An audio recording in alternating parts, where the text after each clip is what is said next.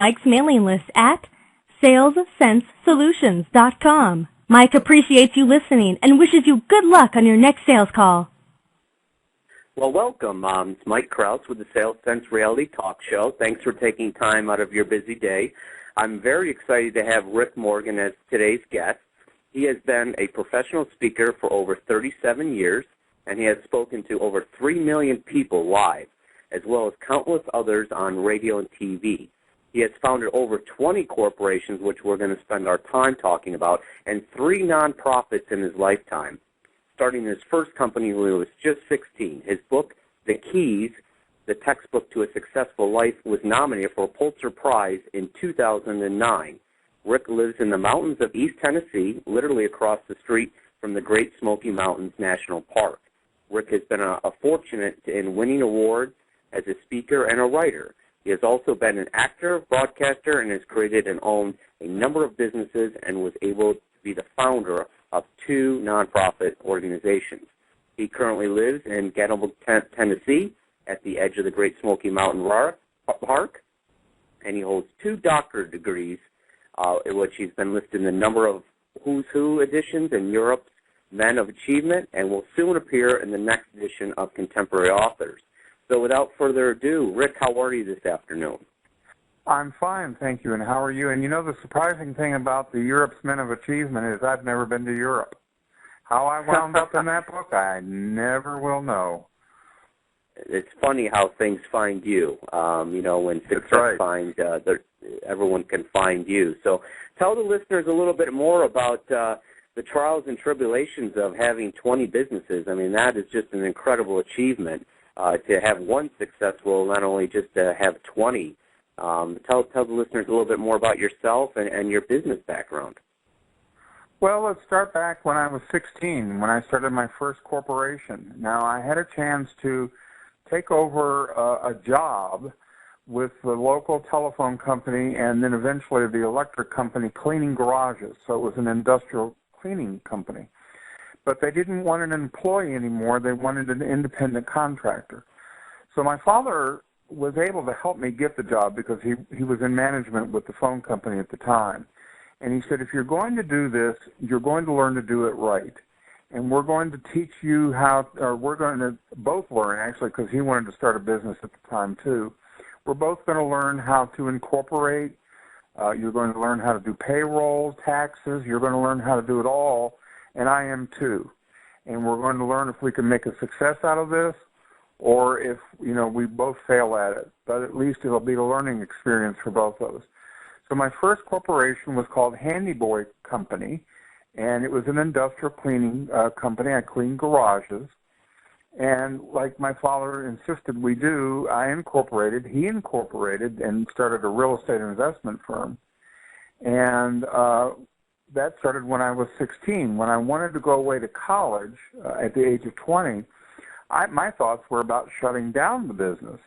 And my father said, "Oh, no, you've got an investment here. You might not have paid anything for it when you first got into it, but you've got quite an investment here, and you've got a business that can grow." So I sold that business. Now, remember, we're talking about $1970 here for $50,000, which was a lot of money. And I sold it to a businessman who had come from Cuba. He borrowed from everybody he could think of to pay me the $50,000. And then that business still exists today. That's my oldest business, and he's made it a big company. He's got lots of employees all over the United States, and it's all about industrial cleaning. And I taught him how to, I did it. I taught him about the chemicals that I learned to use and how to use equipment instead of employees and all of those kinds of things. Then I went off to college, my last 2 years of college, and pretty much put that $50,000 away because I had a way of making money to help me go through college. I did radio commercials for those 2 years, and that income was really very good. So that when I came out of college, I had $50,000 that I could invest in starting another business. And it was a travel agency called Posh Travel. And the object was that we were going to grow this into a company where people who wanted to travel first class, we would go to them. They wouldn't have to come to us. We would go to their homes. This is in the days before the internet. This is in the days before cellular phones. All of the people that worked for the company had to get mobile phones from AT&T, and that was very expensive at the time. It cost $1.50 a minute. It eventually went down to $1 a minute. But they had to have phones in their cars. And we would go into their homes, and we would help them plan a vacation of a lifetime or a retirement vacation or any kind of business or first-class travel they wanted to do. So, I was able to take the money from the first business and invest it in the second one, and it just kept growing and growing and growing. I had 2 different restaurant companies, but they were different concepts. I owned an advertising agency at one point, a marketing company. I owned an idea generator or a company generator.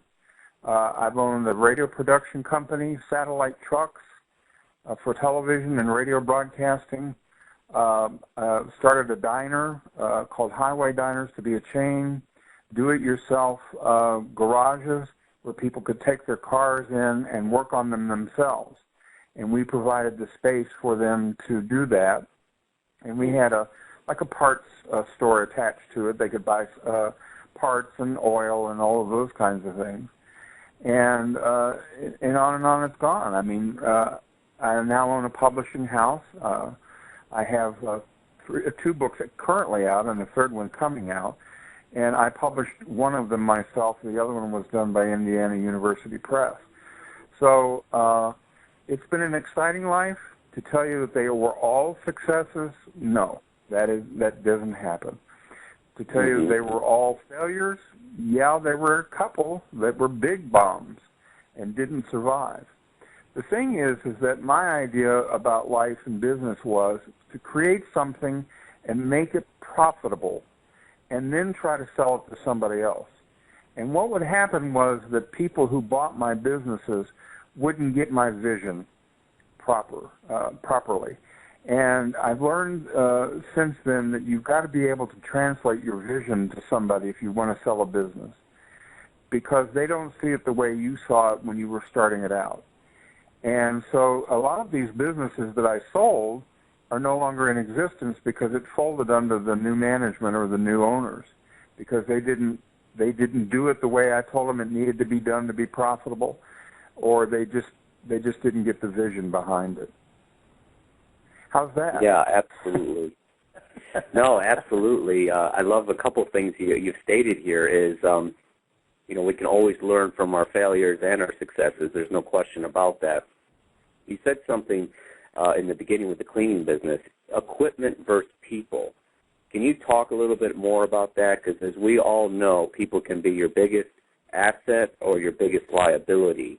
Can you talk a little bit more about that? Sure. I hired 4 of my buddies when we first started, and we only had Saturday and Sunday to clean 10 garages. Now, 10 doesn't sound a lot, but, when you've got to do 10 in 2 days, or actually a day and a half because we only could work a half a day on Sunday, that's a lot of work. You have to clean the floors, the bathrooms, the offices, the windows, everything that's in that structure. And it takes a while to do that.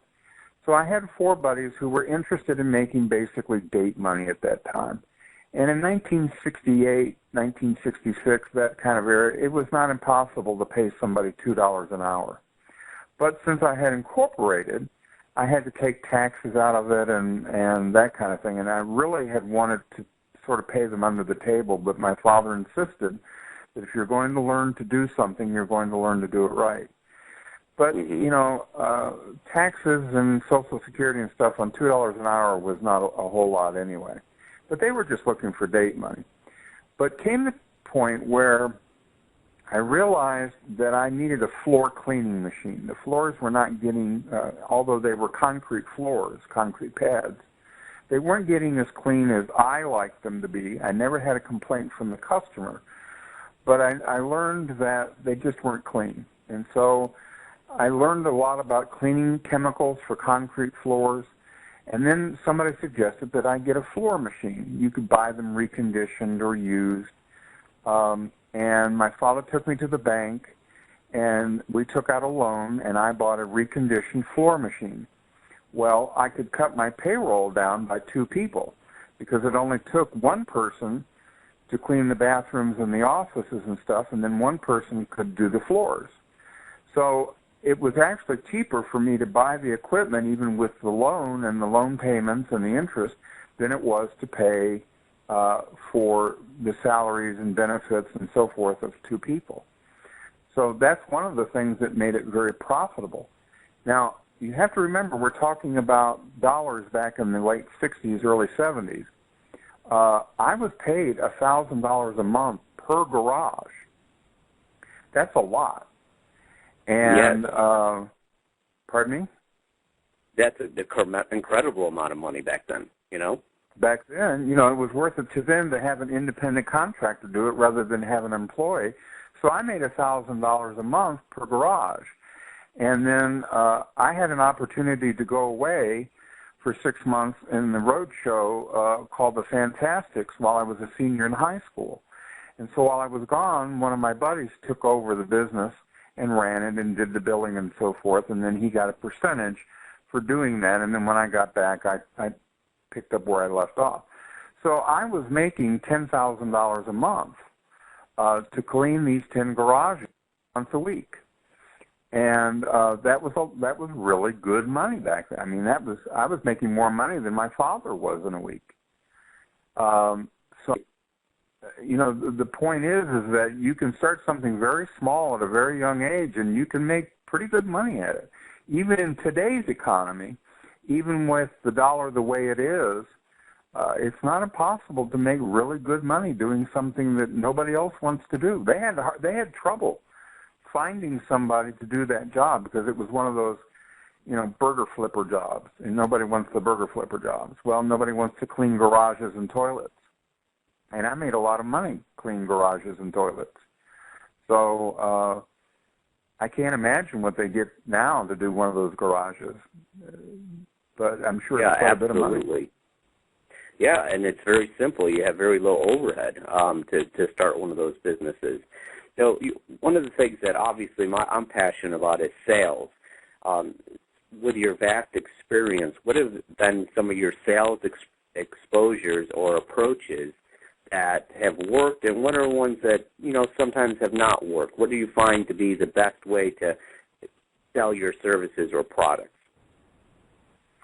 For me, personally, it's radio. Radio is a good way to sell. It's not terribly expensive. Now with the Internet and podcasting, it becomes even a good way to do interviews like I'm doing today. I've done probably 10 interviews just this month alone. And I find, for me, radio has always worked because you can buy packages of time. You can buy drive time pretty cheaply if you buy multiple commercials. If you buy one, you're going to pay through the nose. But if you buy a month's worth during drive time, either AM or PM, they give you package deals and the prices go down. And being available to do interviews on just about any kind of topic. Today we're talking about business. We could talk about my book. We could talk about religion because I have 2 PhDs in religion and I'm an ordained chaplain. I've been doing quite a few interviews about megachurches recently because of Reverend Long in Georgia. So I have a lot of things that I can talk about. I have a lot of experience. I did 18 months on the BBC from the United States as a special correspondent. And so radio works out very well for me. And radio, once you have a commercial done, you can take that all over the country. It doesn't have to be just done by the local station. If you have a radio commercial done and you live in Poughkeepsie, that can play in New York City, and it can play in Chicago, and it can play anywhere. Or you can do like I prefer, and that's to have the host of the show do the commercial in a very conversational kind of way. Invite them into the business. Let them look around. If it's a restaurant, let them eat there at a discount, that kind of thing. And then let them do the commercial from a very personal point of view. But that you have to sort of limit to a local market. But once you've produced a commercial professionally, you can use that same production everywhere, and it becomes cheaper and cheaper and cheaper the more places you use it. So for me, a strategy has always been radio. I think television has its place. I think newspapers have their place. I've used both. But for me, the biggest sales strategy has been radio. Okay, very good. Have you got into any social media? You know, that's how you and I have connected too on LinkedIn. Are you leveraging the big wave or the wagon of social media? Not specifically. Like LinkedIn is pretty much the only social network I use. I think Facebook, MySpace, Twitter are all complete wastes of time. I signed off of those. They're not productive for me. They take up more time than I've got, where I could be doing other things that are productive and profitable. So, you know, I even question how people claim they make money off of Facebook and Twitter. It must be advertising dollars or something, because I can't figure it out. And I've been to a workshop that tried to tell you, and all he kept talking about was buying ad space. So I gave those up. LinkedIn is the only social network that I use, and that's because it's geared toward business people. You have groups that don't disband after one message is posted. They seem to stick around a while, and you can get very active or you can be very passive. It's up to you. So, you know, because LinkedIn is a business-oriented social website or social network, that's the only place I'm interested in. And I've done some others that were business, and it just, to me, there's a lot of time wasted in it. I find that LinkedIn provides a lot of good, solid leads. And like you know, I think we connected first through the internet, through email, and then we connected later with LinkedIn.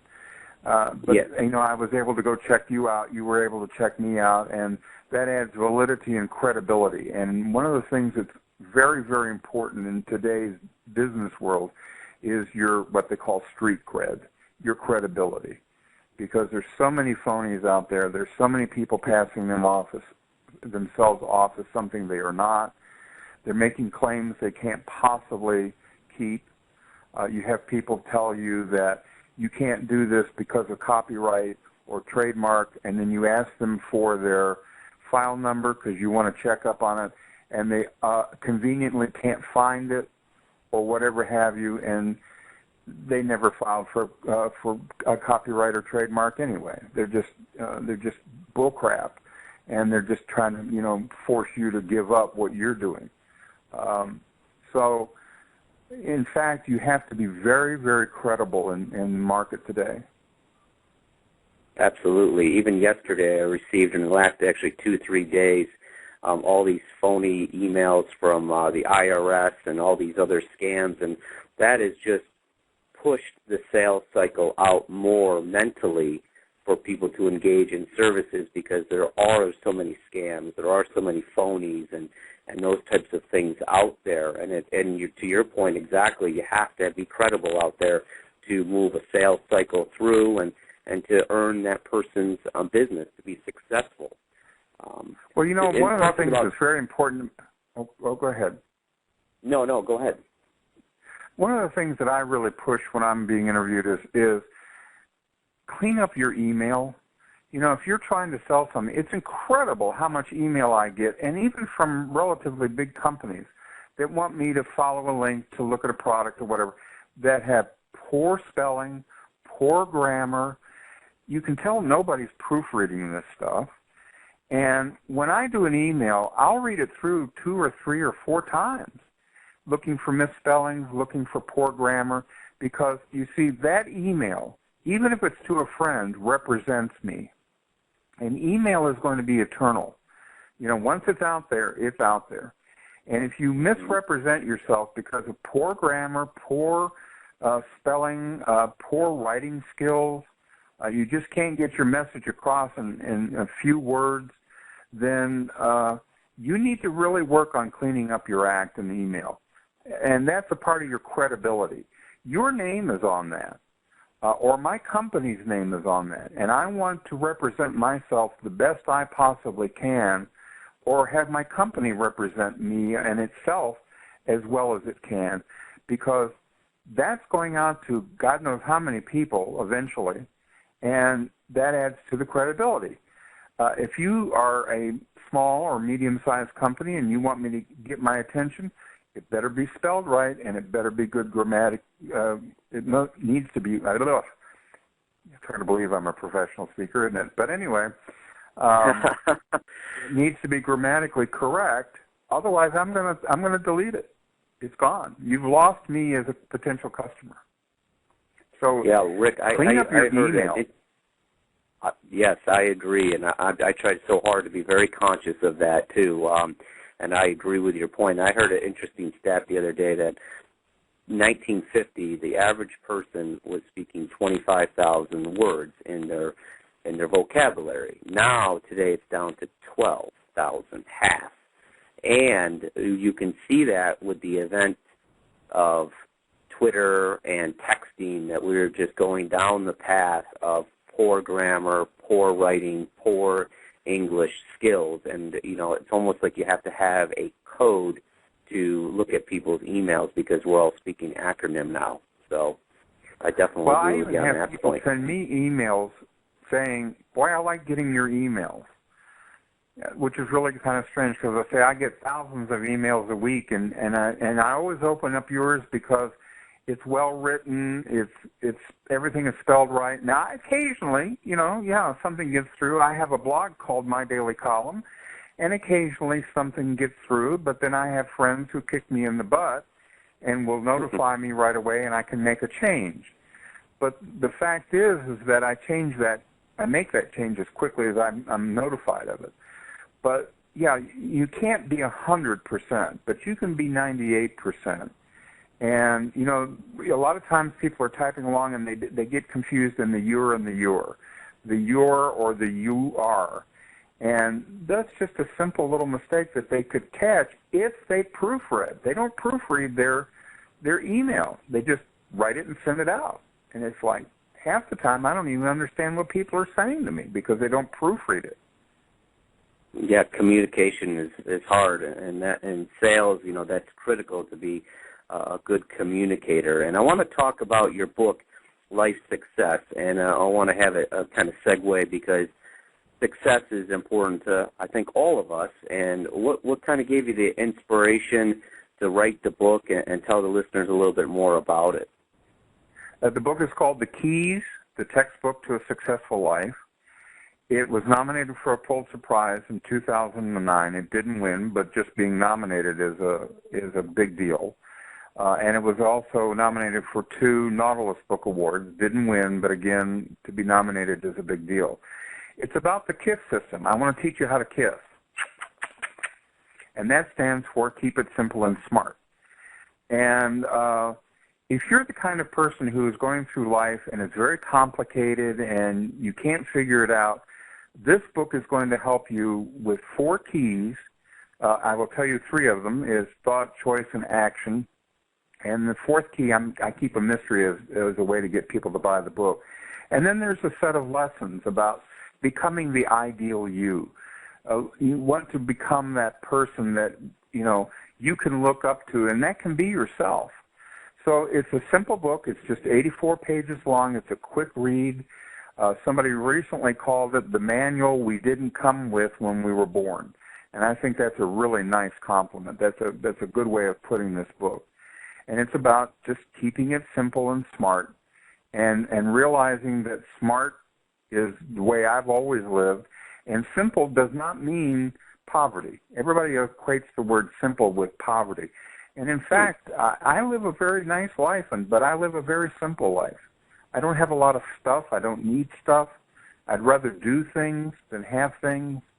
So that's my personal choice. But in this book, you'll learn how to think better, how to make better choices, and how to go into action. What inspired you to write the book? The place to get it, you'll never forget this. Even if you're driving down a freeway right now at 80 miles an hour, you can remember this. TheGreatKisser.com. TheGreatKisser.com. And there's an ebook, there's MP3s, There's a book for teens. There's a large print edition. So there's a lot of variety there on what you can order for the needs of your personal life or your friends or family or business associates or whatever. A lot of times, one person in an office will buy this, and the next thing I know, I'm getting an order for 200 more because they want to give it to everybody in the company. Yes, definitely. What kind of inspired you to write the book? What was the motivation? I have a speaking presentation called "I Can't Seem to Stop Trying," and that was a big seller that has some of that in it. But the one that is the key to it was I had I have on my docket a speaking presentation called KISS, Keep It Simple and Smart. And I get up in front of an audience and I say, today I'm going to teach you how to kiss. And that gets everybody's attention right away. Okay, good. Where are they're able to buy it at thegreatkisser.com. Okay, good. Right. Well, thank you for that. What other business advice, and we've got to close down here, but what are some things that you can advise salespeople or business leaders that are listening right now on, what has worked and what has not worked? And I know that's a loaded question, but just some high level what to do and what not to do. Well, I've got one in mind. Start dressing up again. Don't go in there wearing T-shirts and jeans, and start taking pride in how you look. You are representing yourself if you're an independent business person, or you are representing a company. And I see salespeople go in dressed. I mean, I can't believe it. So start dressing again. Put some money in a budget to buy suits and dress shirts and ties and dresses, and get back to what is good business etiquette for dressing. And I'll tell you something, I really believe if you do that and you clean up your speech and think of your speech like you do your emails, be very concise in what you say, shut up and listen. I just fired a sales representative because he wouldn't shut up. People would start talking to him and then he wouldn't shut up. And I finally said, I'm going to warn you 3 times and then you're out. And I had to throw him out because he wouldn't shut up. Shut up and listen. How do you know what the customer wants if you don't shut up? So learn to dress better, improve your vocabulary, improve your speaking abilities, and then when you go in to talk to people, shut up and let them tell you what they need. How's that? It's so simple, Rick, and I love what you just said because I'm a big believer in just being professional, prompt, and prepared. Just do those 3 things. I met with a sales rep last week, or a couple weeks ago actually, and he had paint all over his hands, like he just went, like painted a house or something. And I was like, why would I want to give you my business? And plus, he had horrific listening skills. It was all about him. It was just nothing about me. Why would I want to buy from you? It's so simple, sales, but people ruin it every time by over-talking and not listening. It's very simple. See, and I have a particular problem about dressing. I'm disabled, and I can't wear pants or socks. So all I can wear is sneakers and shorts. Now I have coats, I have jackets, I have ties. So people don't pay attention when I'm in the wheelchair to below my waist because I'm wearing a tie, I'm wearing a coat. I even have a tuxedo top that I can wear.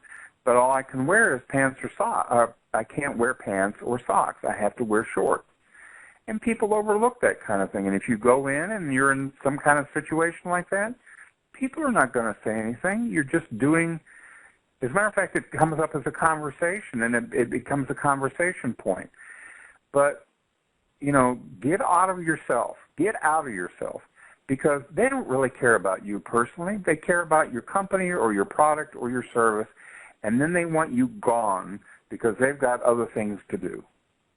Yes. So critical to just handle the situation. So, well, Rick, that was a great way to close things out, and I really appreciate your time today. Any last thoughts? Ask for the sale. Last thing. Yes. Ask for the sale. I agree with that. A lot of people don't ask for the sale. Ask for the sale, and 9 times out of 10, you'll make the sale. It's the salesperson who walks out without asking for the sale that doesn't get it. Absolutely. And with that, I wish everyone good luck on their next sales call, and thanks for listening, and tune in next Wednesday at 12 o'clock. And have a great day. Thanks again, Rick. Bye now. Bye.